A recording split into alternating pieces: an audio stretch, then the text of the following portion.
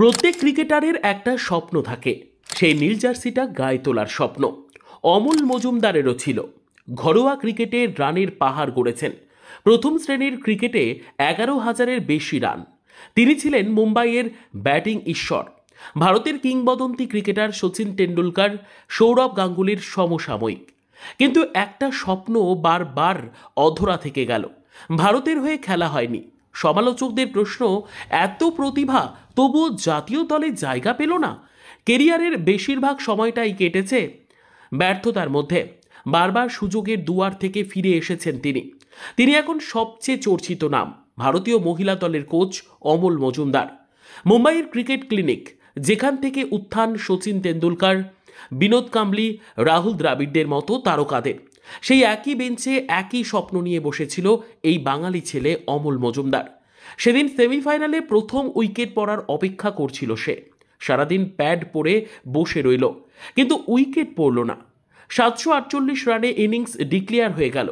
13 বছরের সেই কিশোরকে ব্যাট হাতে নামার সুযোগ দেওয়া হলো না। পরবর্তীতে রঞ্জি ট্রফিতে 11,000-এরও বেশি রান। দেশের অন্যতম সেরা ঘরোয়া ক্রিকেটার।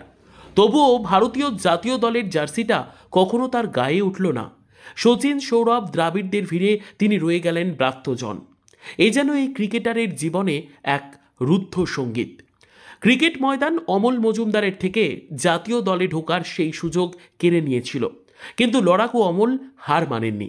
তিনি জানতেন তার ক্রিকেটকে বিশ্বমঞ্চে প্রমাণ করার আরও একটা রাস্তা খোলা আছে। তিনি ধরলেন কোচের রিমোট।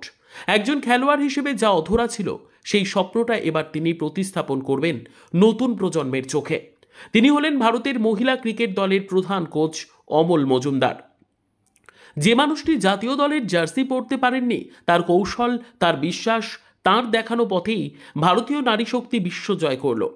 বিশ্বকাপ ট্রফি উঠল তাঁর হাতেও। সচিন, সৌরভরাও যে স্বপ্ন ছুঁতে পারেননি, সেই বিশ্বজয়ের পদক উঠল সেদিনের সেই ব্রাত্যজন অমল মজুমদারের গলায়। সমালোচকরা বলছেন, এটি শুধুই একটি জয় নয়, এ হলো সময়ের উত্তর। এই জয় প্রমাণ করে দিল প্রতিভা কখনো বৃথা যায় না। সুযোগ না পেলে পথ বদলে নাও। দরজা বন্ধ হলে নতুন দরজা তৈরি করো। তোমার গল্প শেষ হয়ে যায়নি যতক্ষণ না তুমি নিজে হার মানছ।